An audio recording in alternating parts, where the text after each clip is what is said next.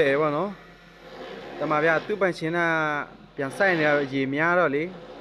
ရေများတော့ပြန်ဆိုင်နေတာဒီလိုအကွက်တွေနေရာပြန်ဆိုင်နေတာဗျာသူကနော်ရေကိုတွင်းထားလိုက်တယ်အရင်တော့ဒါရိတ်လိုက်တယ်နော်ရိတ်ပြီးတော့မှအဲ့ဒါကို15ရက်လောက်ထားတယ်15ရက်လောက်ထားပြီးတော့အဲ့ဒါကိုရေတွင်းတယ်ရေတွင်းပြီးတော့ဆက်နဲ့ပြန်ပြီးတော့ညစ်နေအောင်ပြန်လှုပ်တယ်ဗောနော်ပြန်လှုပ်ပြီးတော့မှအဲ့ဒီကျွန်တော်တို့စိန်ထားတဲ့စပါးတွေဗောနော်အဲ့ဒီစိန်ထားတဲ့စပါးကိုပေါက်နည်းနည်းအညွန့်တွေထွက်တယ်ဗောနော်အဲ့အညွန့်တွေကိုသူက drone နဲ့ကျဲတယ် drone နဲ့လိုက်ပတ်ပြီးတော့ကျဲတယ်ဗောနော်ဒီမှာဗျာဘယ်တော့မှမကြာသေးဘူးနော်ဒါခုမှရက်20လောက်ပဲရှိသေးတယ်ဒီလောက်တော့ကြီးနေဗျ